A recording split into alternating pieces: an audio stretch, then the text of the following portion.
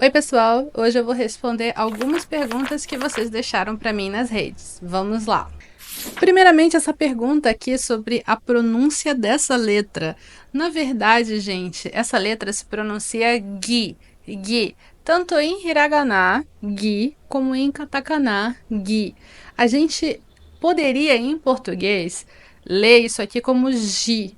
Por exemplo, na palavra gilete, a gente leria como gi, mas em hiragana e em katakana, isso aqui é gi.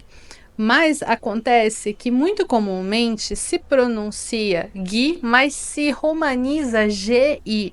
Isso pode gerar uma pequena confusão, mas lembre-se, isso aí, na verdade, é como se fosse uma romanização internacional, que também é usada em outros países, tá? É importante só que vocês lembrem que essa letra e essa letra, ambas se pronunciam Gui, ok? Essa questão aqui sempre é levantada também sobre a questão dos japoneses usarem kanji ainda.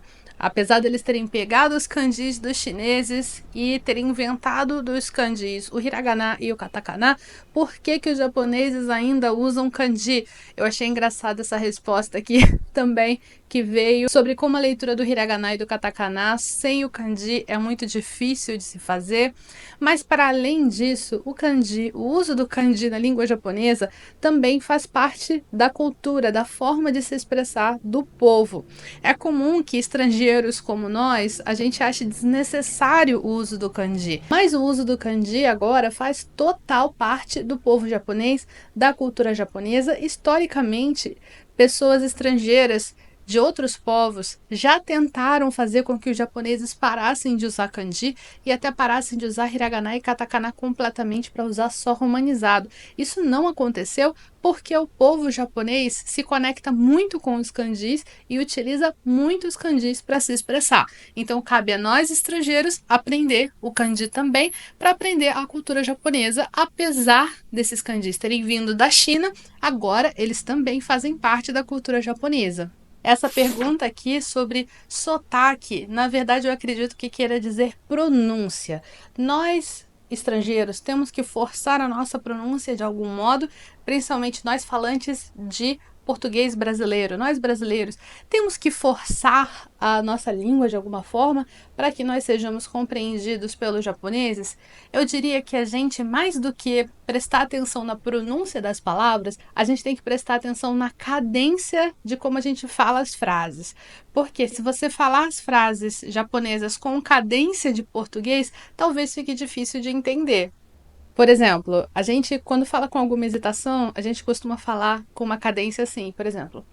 Então, eu sou a Mônica, eu tenho 37 anos, por aí vai. Então, se você falar com essa cadência, sou desu ne, watashi wa Mônica desu, 37 sai desu, isso soa esquisito para o japonês, porque a cadência da fala em japonês não é assim. Watashi wa Mônica desu, 37 sai desu. É mais próximo do que os japoneses falariam. Essa pergunta aqui também achei muito interessante e eu quero aproveitar para ensinar para vocês a palavra furugi.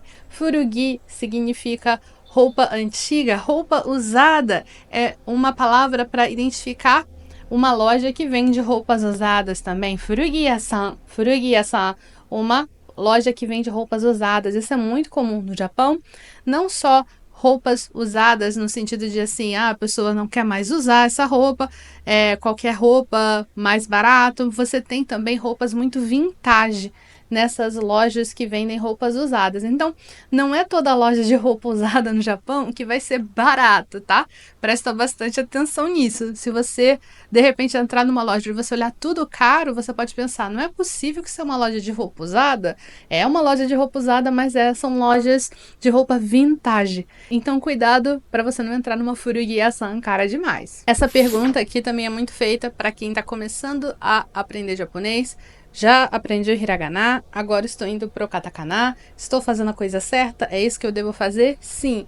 Eu recomendo que você estude o hiragana primeiro, depois você pode ir para o katakana, mas se você soubesse em 90% do hiragana e talvez 50% do katakana, você já pode seguir com seus estudos para outras coisas. Vai estudar vocabulário, vai estudar gramática, porque é lendo e estudando japonês que você vai de fato aprender o hiragana e o katakana, naturalmente. Então você tem que molhar seus pezinhos assim no hiragana e no katakana, aprender a maioria do hiragana para você não ter muita dificuldade de ler, mas vai logo para os seus estudos de gramática e vocabulário e kanji e todo o resto, que isso vai ajudar você a naturalmente aprender o hiragana e o katakana.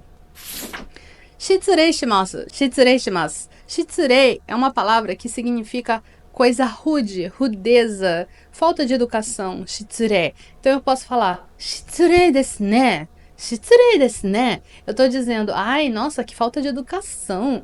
Mas, ao mesmo tempo, quando você está pedindo licença, por exemplo, para entrar numa sala, você bate, tum, tum, tum, shitsurei shimasu, shitsurei shimasu.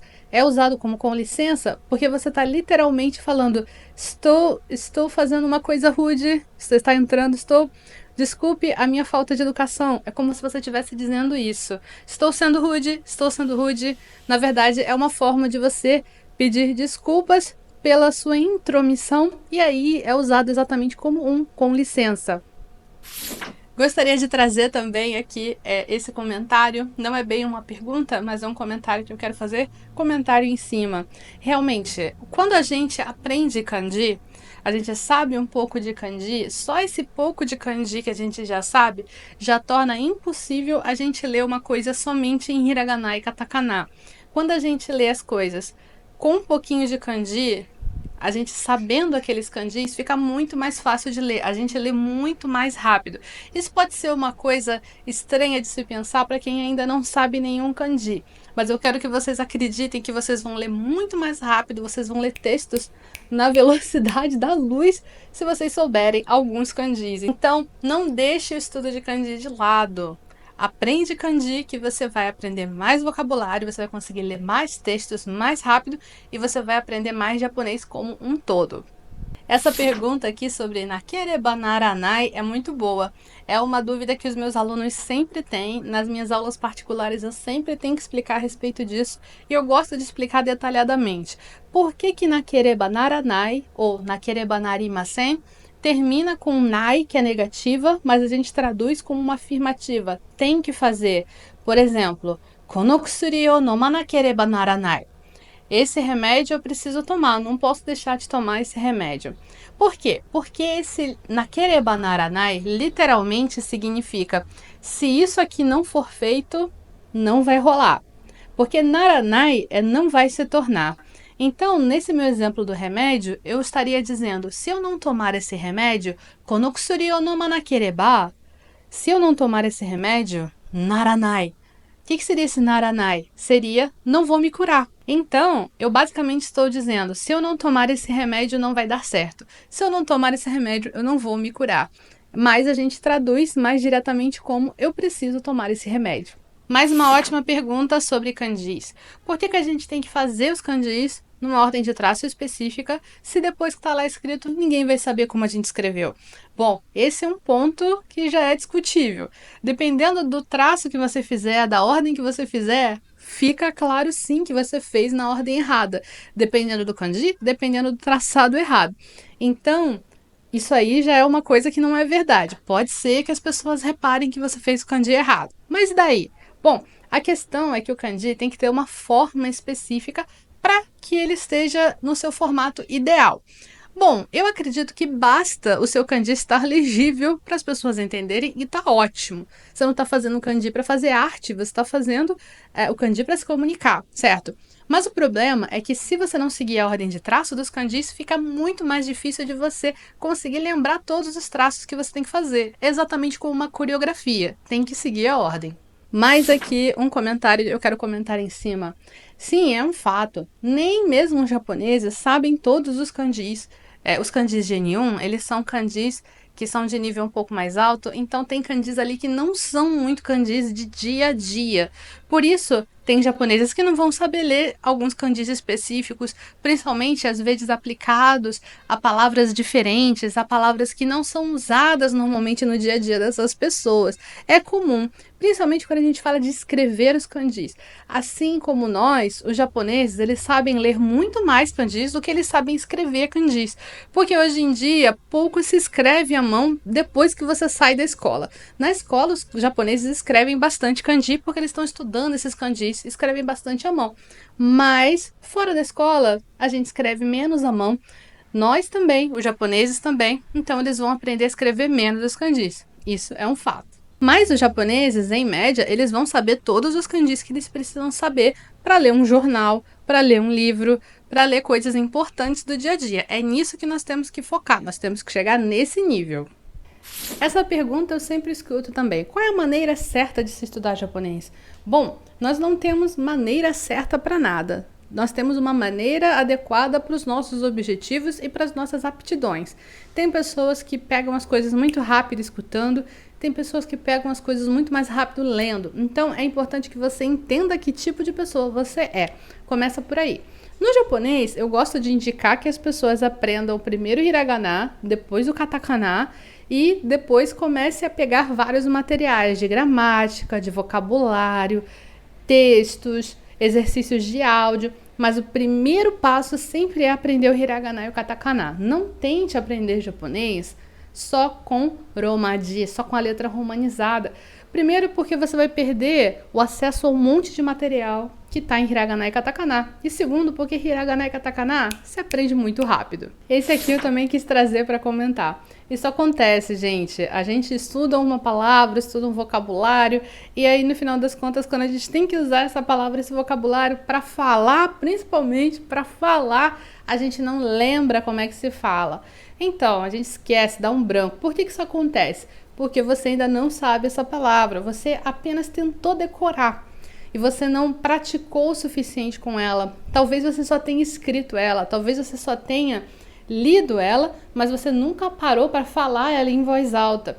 Se você nunca falou a palavra em voz alta, é muito difícil que você consiga usar ela na hora que você precisa dela. Então, o ideal é você sempre praticar a fala falando. Então, leia em voz alta o seu vocabulário, leia em voz alta as suas frases e, se possível, procure alguém para conversar em japonês. Só assim você vai aprender de verdade as palavras.